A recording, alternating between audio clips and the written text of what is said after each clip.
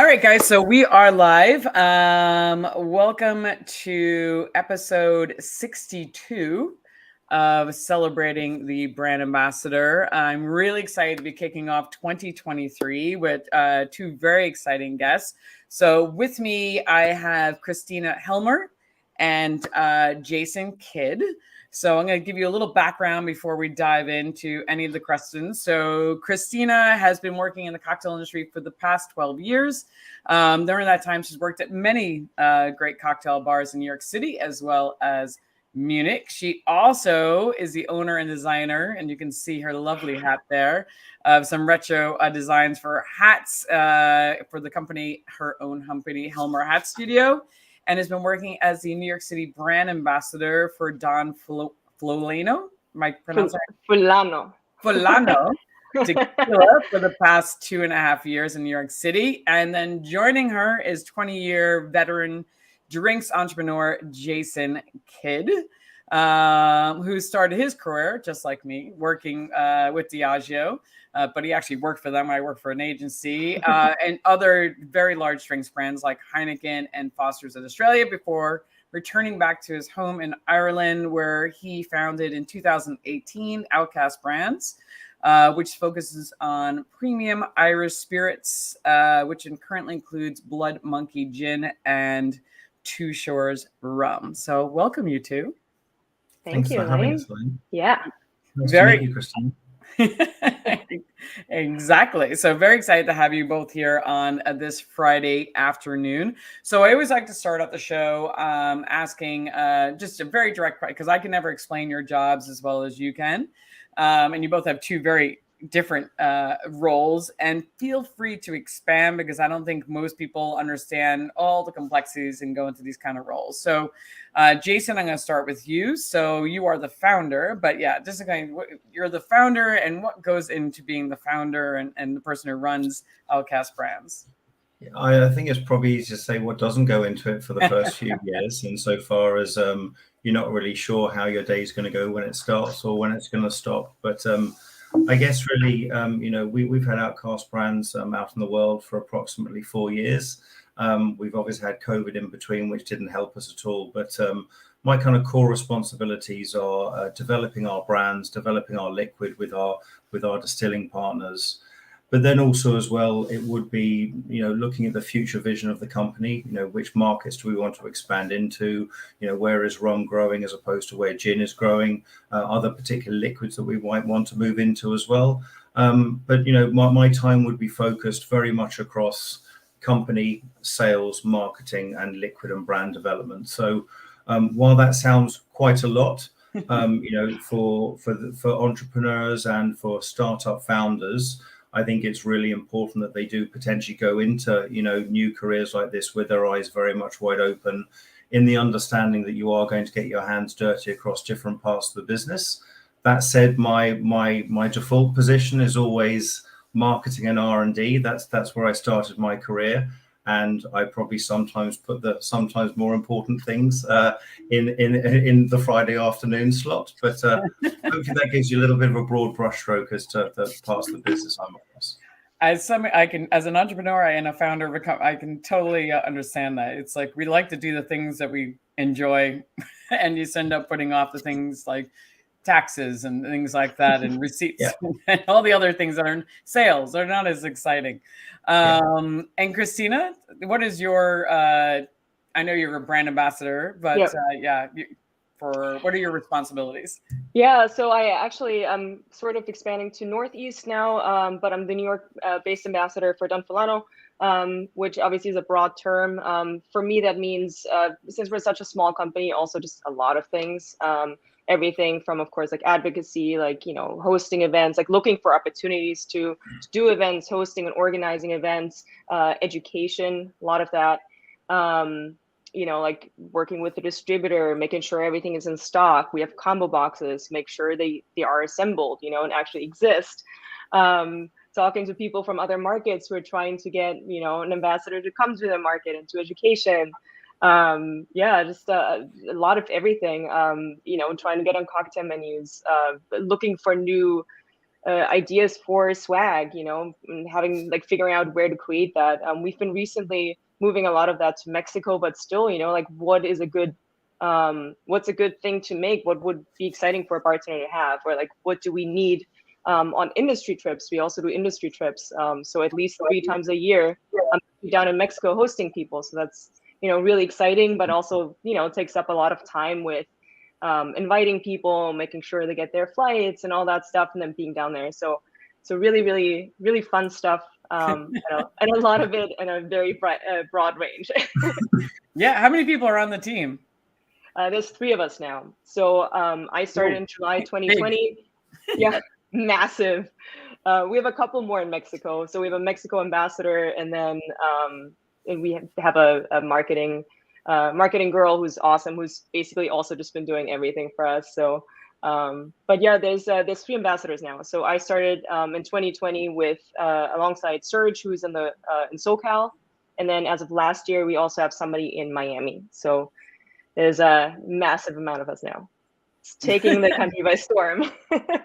Hey, no, you have to start with somewhere. You got to start small. And how much for the internal team? How many people on the internal side? On the Mexican side? Yeah. I don't even know. I mean, between obviously the distiller, we have, people slapping labels on the bottles and all that. In the office, we have a couple other brands besides Don Fulano. So total in the office, maybe that I know 4 that exist, probably more than that, but it's very small. Gotcha. I would say less than 10. Yeah, I mean, Jason, your company's still kind of growing, and is it about the still same? Very much so. I mean, I think we probably have 3.5 people in total. So we're spread across. Myself that works full time. We have an ex-colleague of mine who's recently joined to become our export lead, and also helping me with both domestic and export markets events and trade fairs. We have a brand ambassador based in New York, and we're very fortunate that we have a number of what I always term over-enthusiastic shareholders that are willing to get their hands dirty and willing to do, ride-alongs with reps or help out at trade or consumer fairs. But, I think it's just a case of, it sounds very similar to yourself, Christina, as a young company, is that, it's everyone having that common vision and just willing to get their hands dirty and, not always saying that's not my job, because at the end of the day, it's got to get done. And it doesn't matter which role you're kind of fulfilling on paper, it needs to be done collectively as a team. Yeah, I think that says a lot about the people. Oh, Charlie McCarthy. Hey, Charlie. Hey, Charlie. Thank you. I think, and that's also, I will say, I was saying to Christina yesterday, and we'll dive into the questions but there is an advantage somehow for the brand ambassador when you work for a smaller company. You getting your hands dirty, you get such a broader experience that you would never get, like working for a Diageo or a Brown-Forman, until you've been there a while and you worked your way into the company, that you get to see all the sides, working on POS, you probably, maybe you can come up with some ideas or some R&D and, some product development, help marketing happen at events. And it's a lot of work for you, but at the same time, the experience is going to make you much better prepared for the next step. Sorry, after you, Elaine. No, I was just going to say, and it gives you like a much different connection to the brand too. Like we all feel like we're so, it would break my heart if I had to leave now, you're so connected to what you do and who you represent. And everyone is just, really tight and helping each other out and making sure that, we all succeed. And it's just really special. That's great. I was just going to jump in there and say that, I was talking recently to a brand ambassador who does work for, one of the larger drinks companies. I think it's one of the frustrations that I heard from them was they're told that this is their lane that they have to swim in and they have to stay in. And, when we're talking to our own brand ambassadors or potentially people who might want to work for us, is you can have the whole swimming pool. It's essentially, I don't mind which lane you go in as long as we're constantly moving in the right direction. So I think that it is that willingness to feel slightly uncomfortable and sometimes out of your depth, but know that you've got a good team around you that when you need to pop your hand up, someone will be there to support you. No, absolutely. There is definitely that benefit. And I do know some of after interviewing so many brand ambassadors point. There are some of the large companies that do it well. The brand ambassadors are involved in day to day. They are part of the brand meetings. They are part of the team. And then there are others that are definitely isolated. The brand team couldn't even tell you the name of their brand ambassador if you paid them, because they never see each other. Like that's a very big disconnect. But a lot of the companies are getting better at that, which I'm really excited about to see. So now we're going to dive a little bit into the questions. So Jason, you've worked in the drinks industry for the past 20 years. During that time, as we said, you worked for some of the biggest companies in the world.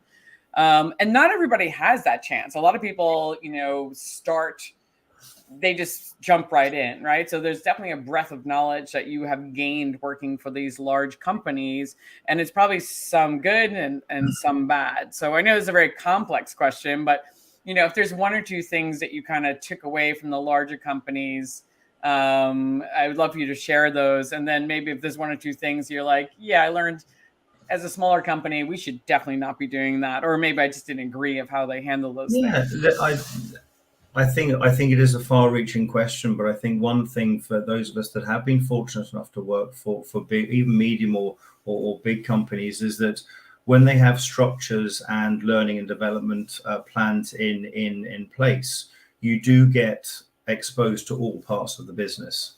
So if you're a brand manager for a particular brand, you know how that brand is brewed, how it's bottled, how it's put into kegs, how it's what are the logistics around it and stuff like that. So you do get exposure to multiple facets and multiple cross-category functions within a particular brand or a business within a company.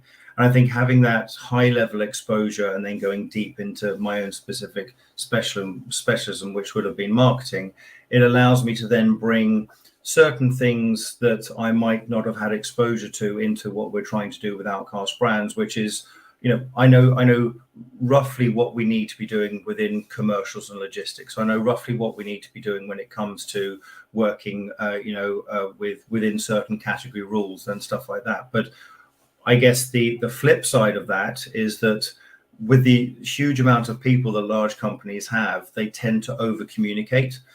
They tend to sometimes overthink. They tend to sometimes water down really sharp and pointy brand ideas because they want to be able to hit what I would call a soft consumer target. And I think if you talk about the brand that you're working on, Christina, some of the brands that we obviously see out there in the market, the ones that cut through and the bartenders and brand ambassadors want to work on are the ones that aren't catering to the masses. They're catering to, what I would call 2 or 3 streets over. And what that allows me to do as a founder is, take these ideas of, being able to work with agility, but also as well, surround myself with like-minded people who have been experienced in different fields to mine, so that we don't have to overthink stuff. We can kind of go, do you know what? My experience is telling me, my gut feel is that this is 80% right. We're going to go over in this direction here, as opposed to having to overthink or over research it. So there's one phrase that I always use with the guys and girls that work with me, which is done's always better than perfect. If you're striving for perfection, you're never going to get there. So if you feel it's 90% done and it's right, it probably is right, and just trust your gut. No, I as somebody who's worked for the 2 large drinks companies, I would agree with that. You do have to write 17 PowerPoint decks just to get to the one point that you're trying to execute. And I used to say to my boss, I said, if you just allowed me to present what I need to do on a Word document, I would be so much more productive than having me have to craft this PowerPoint deck and, happen to prove to you and write it in just the right way. So I was like, you get the point of what we're trying to do. You understand the logistics of it. Why do I need to then? But at the same time, I also understand the one thing I have learned as a brand ambassador, and Christina, I'm sure you might agree, is we're execution people, right? We like to get stuff done and we want to execute it, and we move forward too fast. And the one thing that working for large companies taught me was to slow down a little bit in the right way, to take a step back. Yeah, that's a great idea, but is it a great idea for as you said, I'm not doing 2-3 streets over. Am I looking at the entire country as a whole, and is it scalable? And has somebody else done it? And should I research, see how they did it so I can get their best ideas so I don't make mistakes along the way? And that was very hard for me, like learning how to slow down. And it's something actually I teach some brand ambassadors now, how to bring a concept to life using those steps and just taking a step back for a second. But the other part of it, oh my God, the endless meetings over one stupid idea is very pointless. But thank you for that. I mean, so speaking of that, I was going to say, Christina, so you worked, well, speaking of different concept, somebody who's worked as a bartender, right? So, tell me a little bit about your experience, in the industry, where you've worked and then also, what do you think? A lot of people as brand ambassadors were former bartenders. And what skills do you think kind of translate from one job to another? And why do you think that can be an advantage to you? But also, I'd love to hear a little bit more about yourself. I don't like talking about myself. that's why I have tequila with me. So I worked for 11 years. I worked in craft cocktail bars all over the city. So places like the Lambs Club and Middle Branch and Attaboy and Happiest Hour. And then the last bar I worked at was a very small bar in the Cocktail Kingdom lineup. So the newest bar that they opened, and we opened in 2019. That was essentially is a cross between like a cocktail bar and just essentially like an agave tasting room. So very, very niche, very much focused on just agave spirits. At the beginning, we kind of had a little bit of rye in the mix, and then we're like, you know what, never mind, nobody cares. Let's just go for it. But that obviously was also a very small place, and I was kind of doing everything. So speaking of doing everything, but yeah, I think that specifically, gave me an opportunity to do a deep dive into agave spirits, which, is very specific to me, but gave me an opportunity to already, deeply immerse myself in that topic. And then it also, I think one thing that it kind of taught me was we would get groups of people that were so mixed in their knowledge of agave spirits. There'd be one person who just didn't even know what plant it came from, like mezcal. Okay, what is it? I don't know. Then there would be a couple people who know a little bit, and there'd be that one person who'd be like, so what vintage is this bottle of this spirit you have on the back bar? So they would like, what batch was it? Is it like a summer batch? So they would ask very specific questions. So being able to entertain and educate or just talk to a group that was so mixed in knowledge, I feel like that's something I had to do a lot. And it's something that you do in general, I think, a lot when you educate consumers. And it's the hardest thing, trying to keep people engaged and not overwhelming them who just don't really know about the topic, probably don't care too much, while at the same time educating the people and giving them the answers they want to hear because they're into it, who, do have a deep knowledge of the topic. That's really hard to do. So I feel like I got a head start of doing that and kind of figuring that out for myself. But yeah, in general, I think it's just, besides like the common things that are very obvious, like knowing how to make a cocktail, knowing what flavors work together and all that, which helps when you transition to a brand ambassador role, to just being patient because, they're crazy busy with daily operations. They don't have time to think about that concept. You pitch them, and just knowing who to talk to, when to walk through the door, when not to bother people with work stuff, and just, being there and showing your face. I think those like general, like kind of like social skills that are in this case specific to the bar are really important. I think you can have them if you're observant and you've been going to a lot of bars, and then all of a sudden you're brand ambassador, you can have that awareness, but I think it's much more likely to have that when you've been there. And then a big one for me is always, with bars, we always talk about when you're a bartender, you create an experience for somebody. You host them, they're at your bar, you want to make sure they have a grand time. The cocktail is, yes, important, but almost like secondary to the mood you create, to the atmosphere. Because they'll walk away remembering if you made them feel good and warm on the inside. That's what they'll remember. And to me now, on the flip side, I try to be that person that walks through the door that brings joy to the bar and the bartenders.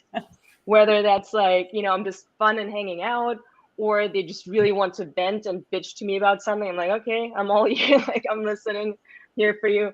Here anyway, might as well pour me more tequila. So yeah, kind of just like bringing that to the other side and being there for the staff, kind of, you know. And the flip side is kind of, or like also, you know, just, I mean, so often you sit at a bar because as a brand ambassador, I think you're very often at bars by yourself.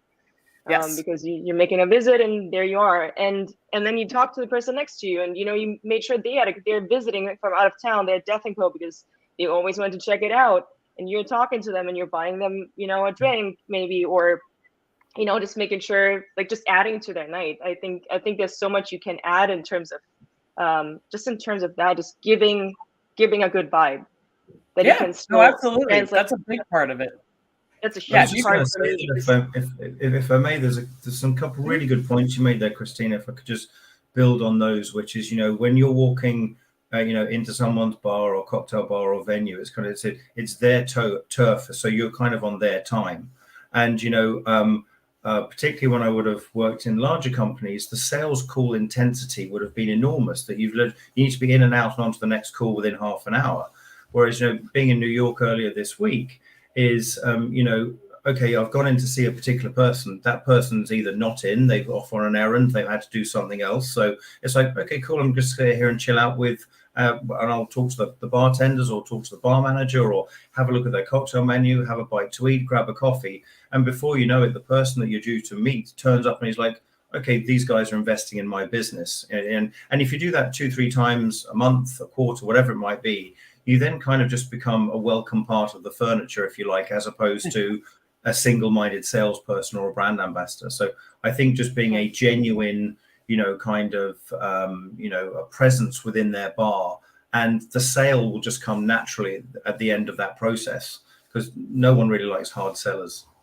No, I agree. That's such a great point. I always say, people ask, what's the difference between a brand ambassador and a sales point person? And I think that was probably one of the most distinctive things. You are building advocacy in the way that, because you're building relationships, you're sitting there, you're investing in them. And so many buyers say that to me, you know, I want to work with somebody who really is invested in my bar, who's spending time, who seems to care, whether it's just popping in and giving good vibes, or it's sitting because you got to know the bartender, even the buyer wasn't there, but it wasn't just about the buyer. You have to get to know everybody, the entire staff. You know, do you know who the bar backs are? Do the hostess, you know, the entire team. And not that sales reps can't do that. I will say I've worked with some very successful sales reps who knew everybody in the restaurant, everybody knew them. And that's why they were so successful, because they know that, like, Elaine, that person used to work at this bar and this person used to work at that bar.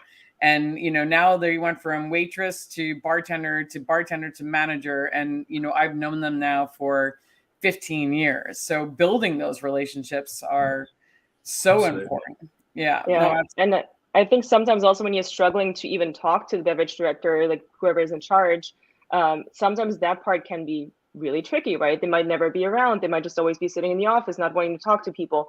So even just like you said, even talking to the barback, having one ally, like one person who's just happy to see you, who knows you work for X company, and who kind of, they're like, you know, you got me, I got you, we got each other's back. You kind of like, you know, you always show up and make me feel happy. You always listen to my stories. I want to help you out, and they can help you, you know, kind of plow that path too. Like any one person you can get on your side in a bar can often just be incredibly beneficial. Yeah, and one of the biggest things, I totally agree with that. And one of the biggest thing, and I don't know if you noticed it, you know, during COVID, so many people that used to be bar backs are now bartenders. Like they made the switch because a lot of bartenders left. So I was like, hey, you were the bar back, you know. But also, on that note, just about being a bartender, you know, there's also a lot of things that I feel you bring to the table, right? So you not only, you speak the same language, you understand how the bar is working. So it's remembering those assets, but also skill sets. So not every bar has a mixologist or knows somebody how to develop a drink menu. Do you find yourself using those skills as well in some of your accounts? Yeah, of course. Absolutely. I mean, first of all, I always try to have, like a certain list of kind of like house cocktails, you know, just like cocktails that I can tell people about, like saying like, hey, look at these flavors. I find these combinations to be working very well. If you want to take one of those drinks, you can have it. If you want to, look at it for inspiration, that's great. So just helping people with flavors, are also like tasting their cocktails that they're, working on, and being able to help them tweak things. So then maybe when they make the move on to be tasted by the beverage director, they'll actually approve of it because it's delicious. Just helping create something, or being able to talk about cocktails, being able to hand people cocktails that you've created, or help them like fix a cocktail that's not quite working, or whatever it is. I think it's an incredible asset. Like I can't imagine what it would be like if I didn't know anything about it, And also, like, I do a lot of pairings, for example, like chocolate tequila pairings, cheese tequila pairings, just understanding flavors. That's a huge one, I think. Yeah, absolutely. Yeah. Because a lot of staff, they don't always have the level of staff. There's definitely certain bars that you're just dropping off bottles because they have the level of staff. But even when I was a brand ambassador, Julie Reiner, I remember saying, they have a talented staff. She's like, but Elaine, they really could use an entire tequila category training, and she's like, can you come in? And so she sent me, I was like, send me a list of all your tequilas. And so I created a spreadsheet, like a list. So they would have all the key selling points for all the tequilas behind their bars, and did an agave training, or a gin training, whatever it is, because some accounts, they need that. They need that extra. So it's not just about your brand. I found for me, it was like, what can I do to help you sell everything that's, within your bar, and be a partner for you. I sometimes put drinks on my menu that were my competitors, because they would be like, Elaine, you can't have the entire menu. I said, of course not. I said, what do you need? And they're like, well, I need, one William Grant's drink, one of this drink. And I'd be like, fine. I'd be like, which brand? I just slap them in there. I was like, as long as I got 70%. And they're like, great. Then I don't even have to talk to somebody else. I would text the other brand ambassadors and be like, you're welcome. I just got your replacement. But go ahead, Jason. Add in there, Elaine, as well, is that, while, an average cocktail menu would probably have somewhere between 8 to 12 cocktails in it, they're also changing up seasonally as well. I think also as well, there's a consumer expectation and a visitor expectation that if they're going into a certain bar 2-3 times a year, for example, as let's say a slightly infrequent visitor, they're expecting to have, not what they had last time around, but the opportunity to have something else. And that's being driven by the explosion of craft brands, across tequila, mezcal, across gins, even you've got, you've now got a virgin spirit whiskey coming out of Ireland as well. Insofar as spirit consumers have always been discoverers and explorers, but there's just so much more within the spirit world for them to explore. And they expect to go to a place like New York or London or Sydney or Singapore and have an educated bar staff or beverage manager that knows exactly what they're talking about. No, absolutely. And these days, I always say to brand ambassadors, this is like the golden hour, the golden age, because there's a lot of green staff out there. So I was like, this is the opportunity. In 2012, 2014, when I left, 2015, people were spoiled. They were like, I know all that. I got that. I don't need any of this information. And now I find that people, I'm like, wow, you don't know how to make a martini. So let's work on that. But granted, it's not my job anymore. I'm like, brand ambassadors, get out there, get that knowledge out there in the world. Yeah. But you mentioned consumers, Jason. Like, I think in general, also like having something simple that you can give a consumer to make at home. People are like, ooh, like I just bought this bottle of Blanco. What do I do with it? Having something simple where they don't have to put a lot of effort into making a weird syrup, that you give them something simple, where they also don't have to spend a lot more money buying 5 other bottles to put in there. Just something to recommend. I think that's really important too. And that's probably a hangover from COVID as well, insofar as everyone made the best Negroni in 2020 because it was just so simple to make, and everyone became home mixologists. Is that okay, if you go to a really good Negroni bar, you can get a killer Negroni, but there's probably less than there were probably 5 years or so ago. So that's why I think it is a ripe time for experimentation, but it's the best time to be a consumer of cocktails, because I just think the game has just completely changed in terms of the liquids that are available, the quality of liquids available. And to your point earlier, Christina, is helping bartenders find new flavor profiles and so that so that they can become a standout cocktail within their block or their district or whatever it might be. Yeah, I think a different perspective often helps, because like even if you're a ton about cocktails and you're really great, but it helps sometimes, because I think we all get stuck kind of like in what flavors we like and what things we think of to put together. And it's sometimes great to just like see a different perspective, and get different input. I think that's always valuable. So no, absolutely, because you can kind of get stuck in your own, kind of get stuck in brand, or as I'm sure you've had many, both of you many times, what I like to call the bartender's cocktail. Like you can look at it on the menu and you're like, it's a big, boozy, bitter, stirred drink. And you're like, yep, that's a bartender's cocktail right there. Because no consumer's drinking that. Like, or they might have one and then they're like, nope. And I'm like, so how many of those you sell? And they're like, yeah, that's just for me. And I'm like, yeah. And the trade, I'm like, yep, seen that one coming. Yeah, that was the conversation I had. I see that all the time. I can point it on the menu. I'm like, yep, bartender drink. Absolutely. So Jason, I want to talk about, one part of your brand. So Outcast Brands is part of Board Bia, which is, and make sure I'm saying this right, an Irish state agency that's promoting Irish food and horticultural sales in Ireland and abroad. I know I butchered horticultural, but I'm going to say it again. Can you explain what they do in better terms than I just said it, and then what it's like working with them? Yeah, so Board Bia, we're very fortunate in Ireland insofar as Board Bia would be, I guess, really the food expertise arm of something like the Department of Trade or, the Department of Trade and Industry in the UK, for example. And essentially, it is a group of marketing, research and sales experts that if you are selling Irish food, Irish horticulture, Irish drinks, basically anything natural, they will help to facilitate introductions within markets that you want to be moving into, but also as well within key markets, within Europe, within Asia, and within the Americas. There would be one or two marquee kind of trade fairs or consumer fairs that if you're Origin Green accredited, which means that you are developing your brands and developing your products in a sustainable way, and we were very lucky to get that certification last year, is that you're essentially become a partner with them, and they facilitate market research, they facilitate market entry, they facilitate going to trade fairs, etc., and stuff like that. So we're still a relatively young company. We've only been about properly for probably 2.5 years with COVID and everything. But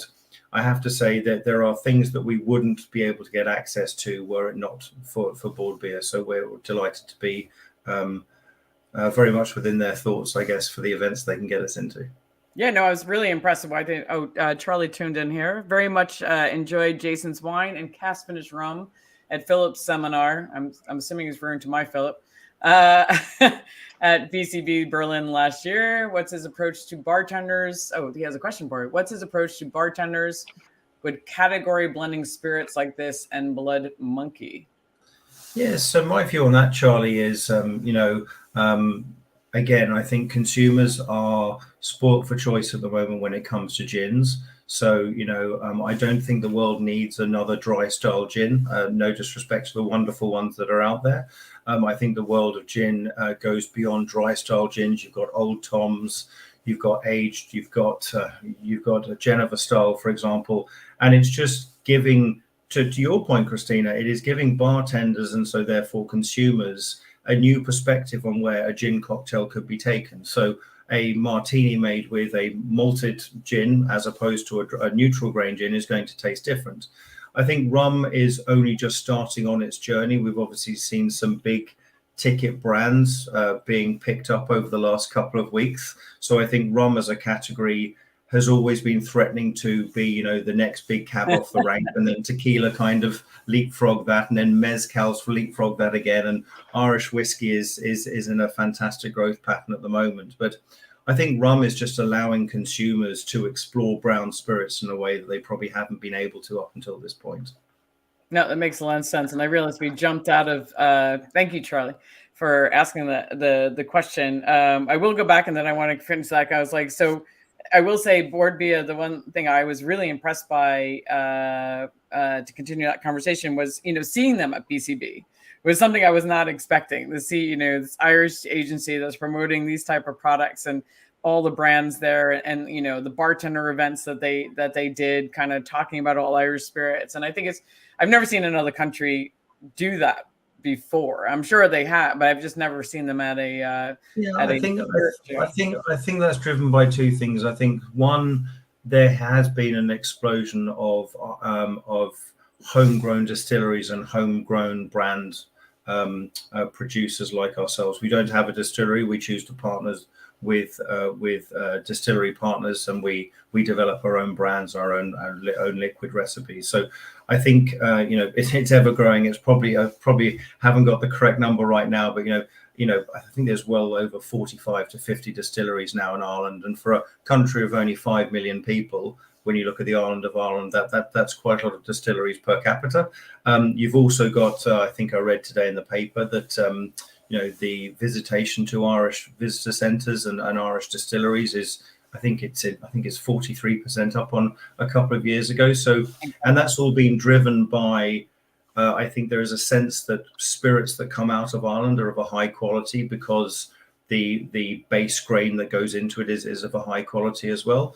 And so Board Bia are, as they are a semi-state government agency, it's in their interest to promote businesses that are working in growing categories, particularly within export.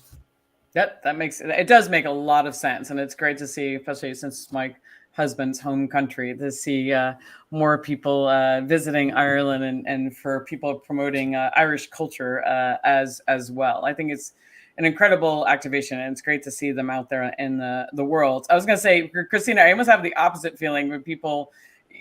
For Mexico, I love agave spirits, and I don't want it to grow anymore because I'm so afraid. So I have like the opposite. Like Ireland, I want to see keep going, pushing out there because I think they need it. Where for Mexican spirits, I'm like, no, stop going. Well, not stop going, but stop buying brands, stop making new brands. I don't know what you feel about it. I mean, I think there's a lot of room for growth because there's so many states that could still like expand a lot. Obviously Jalisco is pretty much like, there's so much being produced there. Same with Oaxaca, but there's so many states where you could still, there is plenty of agave that's growing there, and there's plenty that you can still, it's just, there is room for growth. The problem is that most people are not trying to grow smart, they don't care if they're exploiting the soil, and if they're growing well, and if they're doing things well, it doesn't matter to them. Environment doesn't matter to a lot of people, and culture doesn't matter to a lot of people. But there is room for growth. It's just, it kind of has to be done the smart way. Yeah, no, absolutely. I'm with you. I have a little bit of fear too. I'm with you. I don't disagree.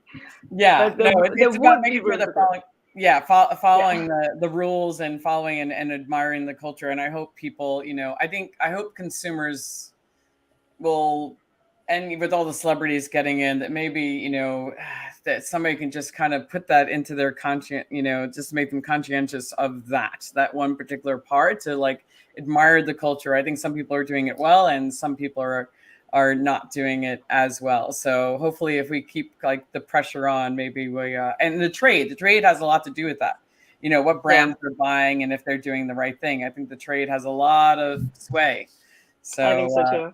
But I also hope that it's, before they make a judgment, just because a company's big doesn't mean they're not doing things well. So making sure that they're not jumping on that bandwagon. Well, speaking of two categories, because you guys are both working for, as we talked about before, two smaller companies, Blood Monkey Gin and Don Fulano Tequila. I'm trying to put the accent on it. You guys face such similar challenges, right? You're both small brands. You're competing in very competitive categories in New York City, especially. It's such a competitive market, and those are two very popular spirits, especially in the bartender world. What do you think? I mean, I don't know if this is just so obvious. I mean, everybody wants to come to New York City, right? It's like every brand I know launches, and I'm like, do you have the money to compete in New York? But what do you think makes New York, such a pinnacle market? And then, how do brands such as yours compete there? Like, what do you do that can be different and feel free to talk about what makes your brand different and stuff like that. I don't know, Jason. I'll let you go first, Christina. Christina, okay. Go. I don't know. I mean, New York, I think, is just like has historically kind of been a market that everybody kind of looks to in terms of like drink trends and what's happening. It's just a very seasoned market. I don't think I'm saying anything new there. I think we just, almost in any business, people look to New York. If you have New York experience, you're golden. It's just kind of been that way, and I think it will be that way. And then obviously with social media, it's much easier for people to see what's happening all over the world, and they look to New York bartenders and New York bars and so on. Then I feel like there's a lot of people coming through here, right? There's people moving here to kind of earn their stripes, and then they move on and either consult all over the world. There's so many people who in recent years moved to Asia to consult on a hotel bar or something like that. There's so much of that happening now. There's so many pop-ups happening all over the world with bars just, doing pop-ups for fun, because why not? Especially now after the pandemic, I feel like everybody's traveling right now. Everybody's doing it. Yes. And that's great. Everybody's promoting themselves, and that's awesome, and forging bonds. And I think that's great. And then obviously there are people who just, they come here and then they move back to their home state, or like to a smaller city, like let's say Nashville, open a bar. And I think that way, a lot of like spirits that they've learned to love here get carried into other states or other markets. And it's not only the influence that, we have on people who live elsewhere, but also the people who are here carrying it out. So Yeah, I think it's both of that. I don't know if you want to add to that, Jason, before we jump into I think that's a really good point, insofar as it certainly is the epicenter that most brands and bartenders and consumers want to be drawn to. Because I personally don't see New York as an American city, as a global city. It's multicultural. You've got your multi cuisines there as well. You've arguably got the best bartenders working within the best bars in the world. So people do go there to experience new things, and to either pick it up and then move it somewhere else, or pick it up and then try and improve on it, and within their, when they're taking back to their hometowns. But I think again that is all driven by, from a resident's perspective, it is a global melting pot. So you're going to have so many different influences in there. But then also as well, as a consumer of anything, be it clothes or be it food or be it cocktails or be it shows, there's only 2 or 3 big global cities that consumers are going to go to. So there is that untapped demand that I think only 2 or 3 cities on earth can actually kind of meet, and one of those would certainly be New York. So that being said, and just a little bit unfocused. So that being said, and I totally agree, obviously. So as a brand, coming into New York, as people moving into different cities, and am I still in there? Am I cracking up? No, Jason is cracking up. I was going to say, so as a brand, how important is it then, right? So obviously as a brand, you're trying to build the brand as the image of the brand and get people brand awareness. But at the same time, obviously you're trying to do volume, right? But New York being such an influential city, is it more important to then focus? Because if you have limited resources, to just try to get into the most influential places, to be on those most influential bars, and then your secondary focus, I know this is complicated, being in the bars that are going to do volume. I mean, obviously I know you want to do both, but if you only have limited resources, where are you spending your money and your time? Any thoughts? Jason, I'm going to start with you on this one. Yeah, no worries at all. We've taken our approach to New York as fewer, bigger, better, and trying to split that across on and off premise, in the understanding that the vast majority of our brand awareness is probably going to come from on premise. The vast majority of our volume is probably going to come from off premise. That said, if you have impactful packaging and you've got a really good partner within an off premise account that is well frequented, you can also drive brand awareness through samplings and activations and getting liquid on lips and stuff like that. So I think it's just taking it as a case by case basis, understanding that you don't need to be everywhere, because not every off license or cocktail bar is ever going to be visited by everyone, nor unless you are one of those monolithic, hugely established brands. You're not a must-stock brand. So it is finding those like-minded bartenders, off-license managers, beverage directors that want to work with new brands, and then making sure that we do all the basics that we spoke about earlier, which is going in, investing their time, investing their people, and maybe having to go back 3, 4, 5, 6, 7, 8, 9, 10 times before you get a listing. No, it's very, very true. Christina, what do you think? Is it, more important for you to get into the right bars? Yeah, we're not really focused too much on volume. Like you mentioned earlier, it's kind of a little bit of a worrisome topic to think about agave spirits and volume. For me personally, it's almost like if I know somebody's bringing it in just to like crank it out, nobody cares. The people who drink it don't care, and the people who sell it don't care. It's almost it feels like such a waste to me. It almost saddens me, even though we're making volume. We're selling stuff, but it kind of makes me unhappy because it's not appreciated. I think agave spirits are just a unique category in which, because the resources are so limited, to a degree, that it's more about the right accounts. It's the right people you touch with them. It's the right people ordering them.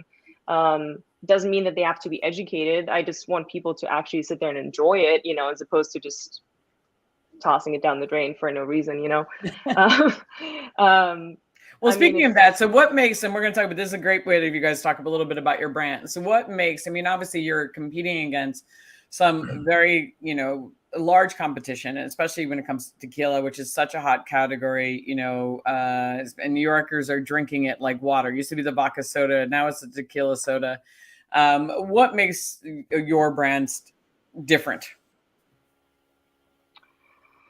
I feel like we're a very small category within a category. There's all these agave spirits, and then there's a couple small producers that we're part of, who are actually family owned, who produce natural tequila, who don't use additives to cover up defects, who care about the raw material, who care about the maturity of the agave and all that. I feel very lucky because there's a million talking points. If somebody wants to hear about Don Fulano, I can go on forever. There's so many things to talk about that, are truly just remarkable. And I kind of lost my train of thought. I was gonna say, what makes you so? I own a bar. I don't want to put you, but yeah. For you guys coming to the table, and you also mentioned before that you do brand trips. There's ways that like smaller brands can compete. Obviously the liquid is great, and you said it's sustainable, and they're looking at, which a lot of people appreciate, right? The fact that you guys are the smaller guys. I'm back on track. So two things. So I think there's space for both, right? Like I understand if people bring in big brands that might be able to spend more money and support the bars in a certain way. But I think there's space for, the brands that you're passionate about as well. So for us, it's just like my approach is to tell people what excites me, what I'm passionate about, what we're standing behind, kind of like our ethos, tell people what we do, and then hope that they're excited about it as I am. And then, I think there is room for that bottle on the back bar that you're excited about, and there's room for that bottle on the back bar that might be supporting you financially or something, or with exposure or something like that. The other thing that we've always historically been doing a lot is we work with some other of those small brands. So those trips, for example, we always do those trips with Fortaleza and Arete, so two other small family-owned tequila brands. And when I saw you, Elaine, at BCB Berlin, we had that big Cantina Mexico. It's something we always do at BCB, both in Brooklyn as well as in Berlin. And it's basically just a couple of small agave brands paying for a booth together and standing behind there and just having fun. And we all love each other. We all appreciate each other. We all respect each other. If somebody comes and tastes Don Fulano with me and they're still interested in trying something else, I'm like, walk with me. I'll introduce you to somebody, and just lifting each other up and supporting each other and helping each other out financially. For example, the trips, if we're financing them together, they're more fun. We bring more random people together.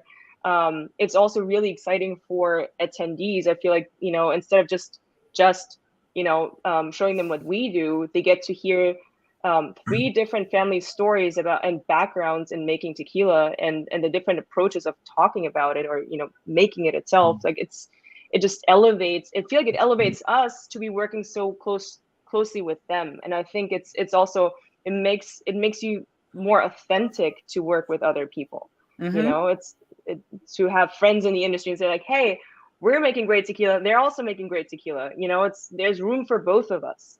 No, absolutely. So, It was one of my favorite corners at BCB with you, Sophie DeBeck, Eric Cali 23. yeah. And Jason, you guys mentioned you also are collaborating as well. Yeah, I mean, I met with two female founders of a New York State vodka yesterday. I have the bottle here. I managed to get it back in one piece. But again, we don't have a vodka in our portfolio. We're choosing not to go down the vodka route because we're looking to reinvent spirits from Ireland's past for today. And Ireland doesn't have a history of vodka. It does have for gin, it does have for rum to a certain point, and also whiskey as well. But I think the whole piece of collaboration is driven by the fact that people that walk the walk at the slightly smaller end of the craft market is that, you're going to have to collaborate and innovate, or you're not going to be around. You have to be friends with people for all the right reasons, or you're not going to be around. And I think, where there are opportunities, if you're able to carry somebody else's brand in your bag for a couple of months, a couple of at an event, drop it into a conversation with a retailer you're talking about, is opening doors, because I feel as if it's always going to be paid back in kind. You're always going to find that reciprocated in some shape or form. We've been very lucky that we're standing on the shoulders of some absolutely huge craft brands here in Ireland, and if we're able to do that with like-minded people, either within our category, non-competing, or in a completely different category, we're more than happy to do it, because 4 heads around a table is always going to be better than 2. Yeah, no, I think that's great. And I think that is a great way for you guys to be able to collaborate, to compete against some of the big guys, because you can't compete against them, right? But if you can bring something different to the table and you can come together as a unit, it does make it more interesting, and it does make it more fun for people, and it does bring them. Yeah, I think people want to work, because I think bar owners as well. Sure. I mean, they're kind of scrappy, right? They're trying to make it too. So to see other people collaborating, I used to know 3 brand ambassadors who were all part-time, who traveled around New York together. They all had 3 different spirits, and they used to make cocktails together, and they would go and do account support together. And, that way they could all do their small spend, but then the bar was getting a bigger spend as a whole. I thought it was a great way of working. And also it can be really lonely going out by yourself as well. So I think that's the big thing. But I guess that's a really interesting way of finding your path into somebody's door. Yeah, you mentioned going out can be lonely and all that. Like it was such a rough time here in New York during the pandemic. I'm everywhere, of course, but going out and trying to support people, and there was no indoor dining, and you had to sit outside at a table just by yourself. Like I was sitting outside in January, freezing to death and being miserable, and just wanting to show my face, hoping it would make somebody happy, or like that little bit of money I was spending was helping out in some way. But I started to also do that, because you're also taking up table space, right? Like once it got warmer out and more people went to go out, like I don't want to take up a table by myself. But maybe I don't want to spend a lot of money because I can't actually do anything. So I don't want to just invite people out. So I started to go out with other brand ambassadors, work for completely different companies. And we just go show our faces together. And I think people also just appreciate it, because it's natural. Like you're not there you're not sitting there kind of like by yourself. Like people know you're there for a reason. It's like, hey, we're actually here to see you just because, hello, if you want to come over and talk to us, that's great. But if not, that's totally fine. I thought that was really great. And, when I started as a brand ambassador, I wasn't sure if my brand friends were going to still be my friends, because you kind of don't know. All of a sudden they're not getting anything out of me anymore. Right. Like before, like not a bar person anymore, so I can't really help you with anything. So I was kind of not sure who I'd still be friends with in an odd way. Like it was just weird, at first. It's something I'd never thought about before. Because so much of what we do is a gray area, but then really finding those allies within, like who are brand ambassadors as well, and just, came out with me and supported accounts with me. That was really great. That was really nice experience in a sense. Yeah, no, and I've also heard another bartender say they really appreciate, because then they don't have to entertain you. If you're by yourself, they feel the need, they have to talk to you all the time. But if you come in with somebody else, then like at least you have somebody else to talk to, and you're not just sitting there at the space. And I'm like, it's just weird at a table. We're also used to sitting at the bar, but then you sit at a table by yourself, and it's just so obvious that you're sitting there because you're a brand ambassador. It's just, yeah. No, absolutely. And then going back a little bit, Jason, you were mentioning something before when Charlie asked you the question, Blood Monkey. Hey, where's the name come from, by the way? The name of Blood Monkey is it's an old derogatory term. It's an old derogatory term for a sailor who used to drill a hole into the grog barrel on a ship to steal the liquid out of it. So they used to be known as the Blood Monkeys on a ship. Fair enough. I love that. And then for yourself, I mean, you were mentioning before about the grain. So that the gin itself is inspired. It's supposed to be more like a sipping gin, right? Because it's inspired from Geneva, but it's more like a gin. Can you explain that? Yeah. Oh, we lost some of that. Very much so. So I think the majority of gins tend to have a neutral grain base, and we've gone down the malted grain route. So we use malted Irish barley, which would be a mirror or an homage to the way in which Geneva was originally distilled. So, and it's distilled with certain botanicals so that it comes across as quite a savory gin. And also as well, we've got a finishing botanical of almond, which means it can be drunk neat. So that itself gives you a kind of a little bit of an advantage. I mean, that is a unique perspective to gin, so people can make different style cocktails with it. So is that kind of like your main selling point? Very much so. Yeah. And then if I could jump onto the rum just for a second, and again, bearing in mind that the rum category in Ireland is sorely underdeveloped. They tend to be relatively sickly sweet. They tend to be at the mainstream end with, obviously, you've got a number of the Diplomaticos, you've got a number of the Dom Papas that are in there as well, but that would be kind of like the ceiling of where rum kind of sits. So we've chosen to have a 100% sustainably sourced sugarcane rum as opposed to a molasses-based. No chill filtration. We've got no added colors in there, no added sugars. So for typical rum drinkers, they play back to us. They say it's sweet, but it's not overly sweet, which we see as very much as a compliment.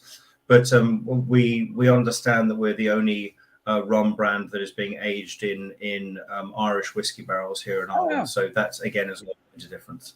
Yeah, that does make a good difference. And I agree with you. They keep talking about rum as kind of its heyday, but it's like every time they say it, it's like for the last 20 years, it's like it's happening, and I'm like, it still hasn't happened yet. Capali's gonna make it happen. Exactly, we're gonna make it happen. I was gonna say I also work for Capali Rum as one of my clients who I also represent with Julie Reiner, and I know they're waiting for it to happen as well. So I hope it does, because I am a big fan of rum, and I think we need to go. I think it just needs to get the next step up. But maybe this is the year. Maybe 2023. It's going to be the year of rum. Okay, so Jason, because we were talking about, Christina is a brand ambassador. You're a founder. You hire brand ambassadors. And this is probably one of the biggest challenges that I find for a lot of people. I get a lot of calls like Elaine, I need to hire brand ambassadors. Where do I find the brand ambassadors?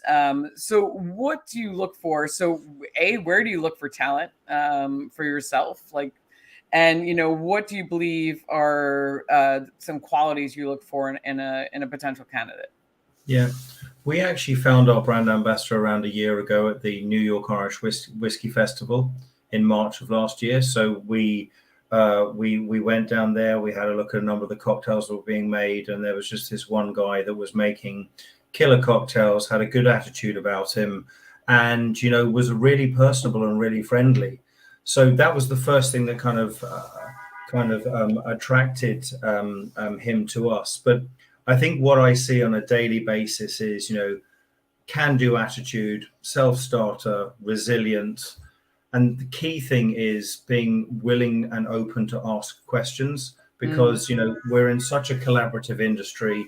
No one's got the right answers, or no one's got all the answers. So we need to make sure that, it is someone who has a good bit of confidence, but comes with a little bit of humility as well, to just kind of go, do you know what? If I don't know, I'm not going to claim that I do. I'm more than happy to ask, because I know that in an hour's time or 2 hours time, I'm going to have someone asking a question of me. But I think the key thing, and it's probably because of the stage of our wider company, is that everyone needs to be a self-starter. Everyone needs to have, an autonomous grip on what it is they need to be doing. But I think the underlying kind of golden thread between all of us is just resilience, because as a small brand, you're going to get bigger knocks than the bigger brands are going to. And it's just being able to know when you've had a bad day and not take it personally, and just go, I'll take my learnings from that and apply it to what I'm going to do on the next call or the next day. I think that's a great attitude to have. And also as a brand owner, to allow a brand ambassador to have that kind of vulnerability a little bit, because a lot of brand ambassadors that I coach, they're so afraid. They're so afraid. As a brand ambassador, I don't know, Christina, if you ever experienced this, but because you don't talk to people, you don't talk to your manager or the owner all the time. And sometimes you might not hear from somebody for a few days. Your first thought is, oh, fuck, they figured it out. This job is like too much fun, right? It's hard work, but at the same time, I spend a lot of my time out drinking, hanging out with bartenders, whatever. They're going to fire me. This is it. I'm getting fired. I haven't heard from them. And this is a common thought that a lot of brand ambassadors have. They're constantly think they're getting found out, not because they're not working and they're not doing anything, but it sometimes doesn't feel like you're working. So, and they don't hear from anybody, and they're like, yep, this is it. I'm getting fired. And they don't want to seem like they don't know anything. So they won't admit that they don't know anything, because they're afraid that somebody's going to fire them if they admit that. I feel like I can relate to that on the more like the corporate side.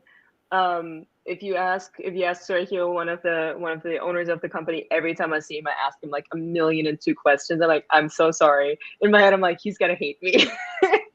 Because there's so many topics and there's so much to know. And I like, especially when I started, I was like, I need to be an expert at this. I need to know so much more about this than anybody could possibly ever think to know about it, but I still, because we do so many things so differently, and there's so much historically that we at some point did differently, or for some reason we did this and that, or thinking like ideas behind why we're doing certain things a certain way.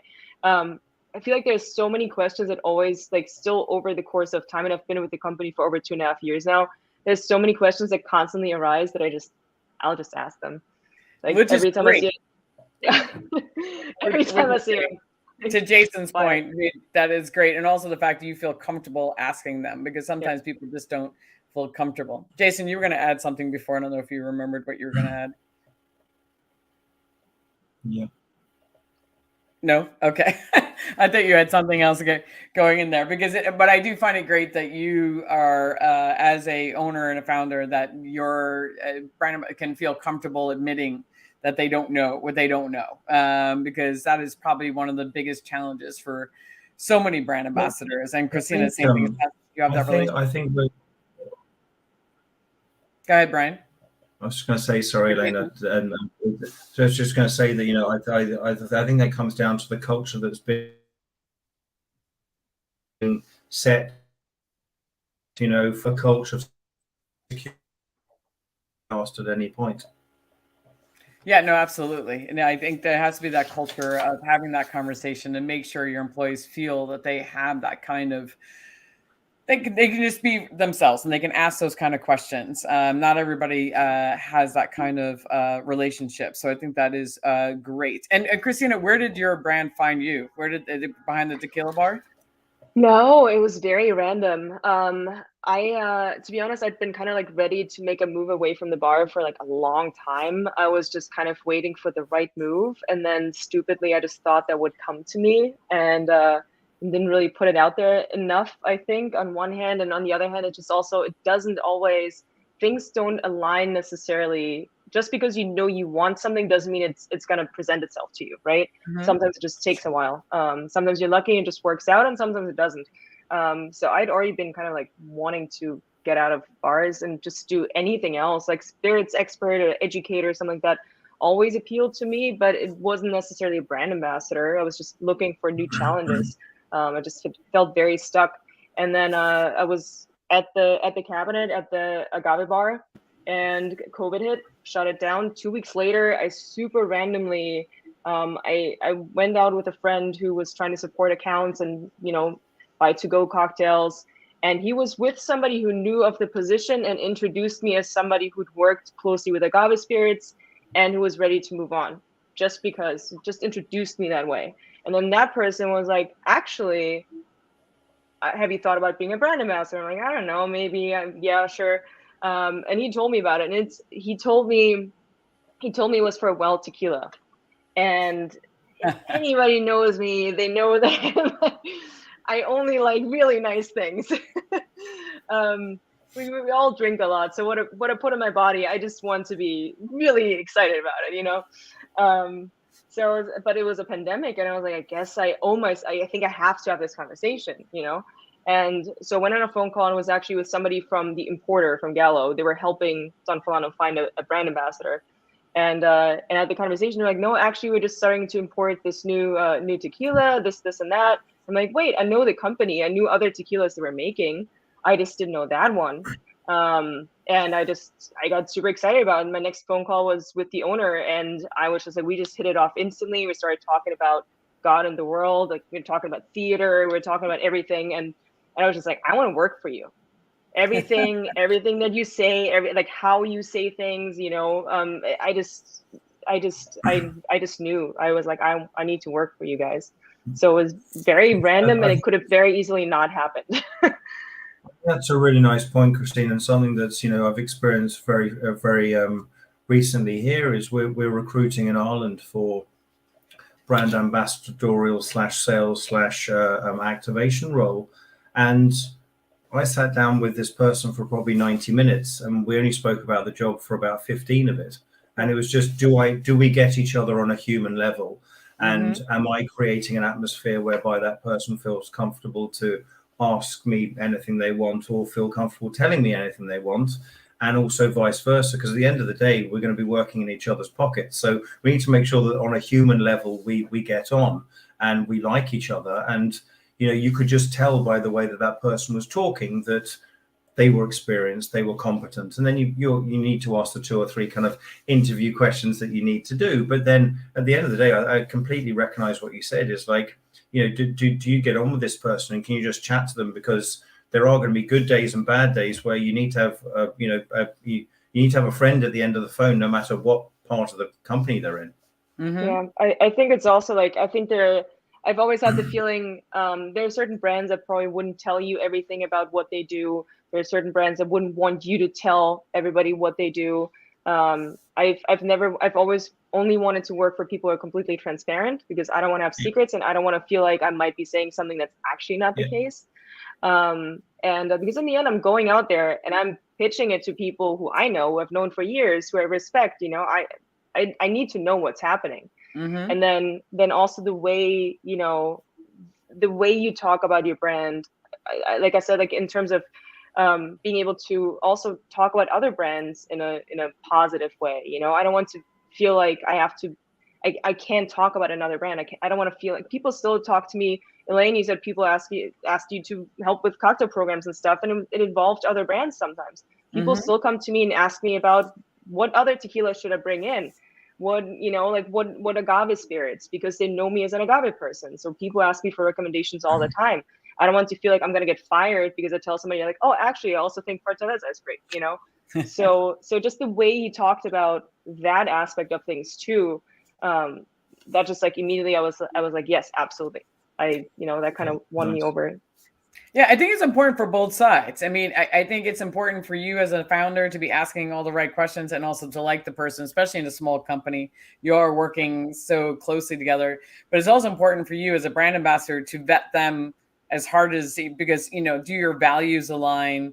Do you work very similar together? Do you like the product? You do have to, because you do have to feel passionate about the the product. I think as a salesperson, you might be able to sell anything. You'll find something about it. It's in your portfolio. You have to move it. But as a brand ambassador, you need to love it.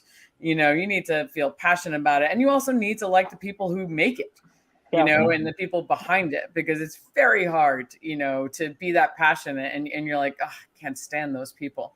But I really like the product. It will come out eventually. 2 or 3 cocktails in one day, it's just going to come out. So I think those 2 things are really important for both. Okay, so we're getting kind of towards. Oh my God, I didn't realize what time it was. So we've been having such a great conversation. Okay. So let's get to it. We're going to kind of we'll have one more question and then we'll wrap it up if you guys don't mind. Sure. Okay. All right. So this question is more about working with distributors and reps, because working as a small company, it's really hard to get their attention, right? It's really hard for them, and depending on where you are and what kind of distributor you're working with. So I don't know if you guys have just learned to just work around it. You're like, I just know that I have to do all the selling, or is there any tactics that you have learned to kind of build a bond with the distributor sales reps? I don't know. Christina, I'll go with you first. To be honest, I don't know if I have a secret there. When I started, it was, as I mentioned, July 2020. So I spent a lot of time emailing into the nothingness without ever getting a response. Most reps were not working. Yes. And the ones that wouldn't get back to me. I found out over a year later that they were actually instructed to not respond to suppliers. And I'm like, well, that's good to know. That explains it. You're like, that could save me so much time. Yeah. And feeling bad about myself, and unloved. No, but I mean, I was also kind of lucky because I found that one ally. I randomly, when we had the first virtual training with the sales force, the ones who were there, somebody recognized me. We'd actually randomly worked an event next to each other many years before, where he was like helping out a former girlfriend who worked for a spirits company at the time, and I was next to them, and they just, we were just like chatting and having fun. And he's like, oh my God, I'm so excited you're with Don Fulano, and we sell you now. And so he was a field sales manager, so he had a team. So he was telling his whole team, like, whenever Christina reaches out to you, you talk to her. So having him as an ally and one of his sales guys was super helpful. He was the only one who'd ever meet with me. He was like, hop on a call with me anytime. So I think after that, like when finally things got a little more normal, I continued to always, find that person, like that one new person who would be happy to, help me out, go out with me on work with, even if they were not official, and who I could excite about the brand too. Mm-hmm. And now it's a little different because now everybody's back and some people are just starting to get to know me. I still find for us, because we are small, like you said, education is key, because again, we have so much exciting stuff to talk about. I have so many things I can tell people that I feel like they would be surprised to hear, excited to hear, and be like, oh, I can talk about this. That's really cool. So I think just being able to convey that story to any one person, just start with one person and move on to the next, and just build your little circle that way. I think that's the most important thing. No, I think that's great advice, because it really is, because it can be really frustrating and very disheartening for a lot of new brand ambassadors, because sales reps never get back to them. They don't talk to them. And I think you do have to find your one person at a time and build your reputation. A lot of sales reps say they're just afraid of brand ambassadors because they've been burned. That person wasn't reliable or ruined their relationships. So I said, you got to realize where they're coming from. So it sounds like, that was some great best practices. You start with one and then making them your advocates, I think by giving them the right information. Yeah. I think that's really also speaking of asking questions, there was like some lingo I might not have understood, or like how, like if somebody doesn't have a rep, but they want to call in an order, like, how do I help them do that? Like, how do I call in an order? Like, I don't know. I've never done this. Where do I call? So he would just also be happy to answer questions for me like that. So I'm really, really grateful for that one connection I had in that time where I was completely on my own. No, that's great. Taking advantage of that is an amazing thing. Jason, any? Yeah, I'm probably coming at it from a slightly different angle because I've never walked in the shoes of a brand ambassador. But one thing that I do, even as a founder now, is, I get my hands dirty. I do samplings and activations just on my own. I do ride-alongs with reps. I will go into town probably 2-3 times a week, and I will have my brands in my bag, and I'll go in and I'll ask for an order or how things are going or how their business is. And I think there's a recognition from distributors that brand ambassadors, founders, brand owners, there's only so much you can learn and get insight from in front of a laptop. And I think a large amount of founders, while they are super busy, and I can appreciate that there are always 101 things to do, at the end of the day, you're going to get the best insight from the people that sell your brands day in, day out, and that's your retail partners. So going in there and being willing to set up a stand on a November evening and not get home until 10:30 in the evening, I think that certainly put us in good stead with our distribution partners, particularly here in Ireland, to kind of go, okay, if there's a lead out there that Jason can get, we know it's going to come back to us. Mm-hmm. Or, or even for ourselves at a slightly, let's say, at a slightly larger group level is, instigating conversations with, key account buyers or with group buyers or grocery buyers, and then being able to, I wouldn't say hand it down to the distributor, but essentially say, I forged this connection. Let's build that together so that it's of mutual benefit, because I need you to get my product from A to B. You need me to be able to talk about the brand in the way in which I want it to be spoken about. So I think, in a very long-winded way, I think it's back to that, that kind of, particularly for small brands, is you're just being willing to get your hands dirty and ask questions when you need to. Because if people kind of go, oh, I didn't think he or she did that, it's great to see that person doing it and just mucking in. Yeah, absolutely. I think getting back to the grassroots, going out there, showing them that you're a partner. I think that's a great point. I've heard a lot of sales reps, they really respect when the owner is out in the streets selling the brand and kind of building the relationships for them. I think, and the same thing with brand ambassadors, they respect that a lot more, but especially founders. I mean, I've heard people, I had one person brand I was working with, I mean, their founder just used to call to make appointments for the brand ambassador. And they found just something that they found that they were able to get appointments so much faster and quicker because the owners, and they were doing it by email. They were just doing email, blasts. And the bar owners would respect the fact that they were the owner of the company, contacting them directly rather than just the brand ambassador or the sales rep, that they were like, all right, I'll have this meeting with this person. But I think that's a great point, Jason, to be out there and actually get your hands dirty. I think a lot of founders could benefit from that. And I think some of them would if they could. Sometimes I know it's not always possible. Sure. So, all right. So now we're kind of wrapping it up. And I always wrap it up with one question, which is basically, besides the fact, and I only say this because this is an answer a lot of people have given in the past, that you need to love the brand that you're working for. And this is the same true for you, Jason, as a founder, somebody who hired a brand ambassador. What words of advice would you give a new brand ambassador coming into the job? Because we've all learned a few things. Christina, I'll start with you. I have two things. I have one very logistical thing. Get a storage unit. Like immediately when you're hired, get a storage unit. Do not schlep things 3 flights of stairs up the stairs in your tiny apartment. It's a bad idea. I've done it. Do not do it. Also, you don't want to have all the work in your, apartment. Says the girl with 9 cases of tequila in the closet. But there's limits to what you should have in your apartment. And then just in general, I think the one thing I've learned is there's so many times where I just, you do all the things you're supposed to do. Obviously, we all have a lot of, I think a lot of ambassadors have a lot of pressure to fulfill your goals.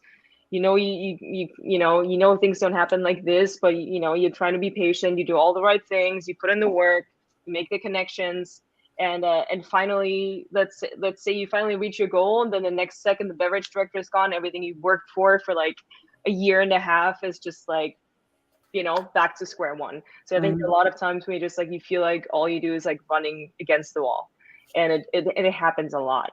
And I think as much as, you're like, okay, I'm doing all the things the right way, I think, and like I'm being authentic, and I'm believing in myself totally, but you still, I think you just need to know that it keeps, it's kind of, the challenges keep coming. You're never done. It keeps moving, right? You have a success, but the next day it might not be a success anymore. It's a fast moving industry, and there's a lot of things that change all the time, sometimes for the better, sometimes for the worse.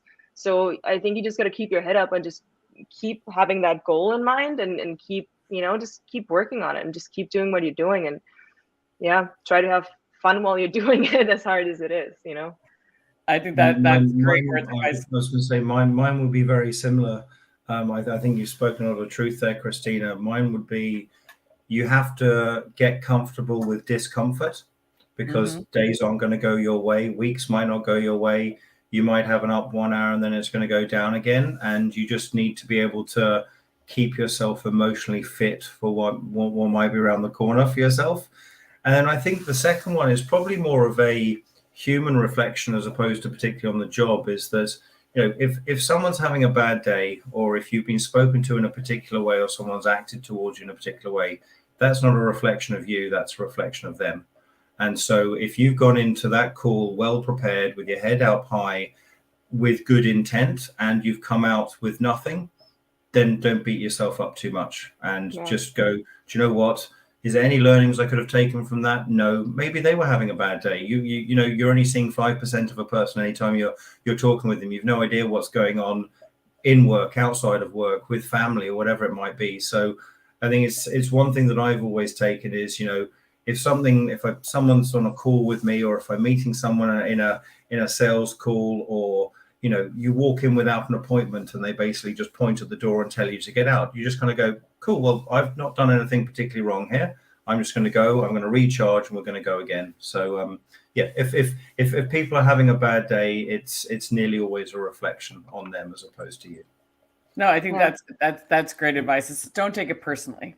And also, as to Christina, your point, it sometimes takes a year. Like sometimes it does take a while, and then sometimes those deals just disappear because you've spent all that time building those relationships, and it doesn't always work out. And to any founders or brand owners listening to this, is knowing that, Jason, it sounds like you are very much aware of that it can take a long time.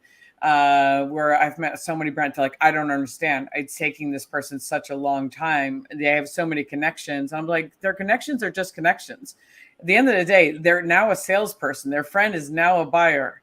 They're no longer their friend, and they still have to convince this person that this product is the right product, and it might not be the right product for their bar, and it might not be the end decision maker. Yeah, and it might take 3 or 4 meetings, even though they are a friend. I was like, the friend just got them in the door. Yeah. I was like, but it still might take 3 meetings. So I was like, you have to give them the time.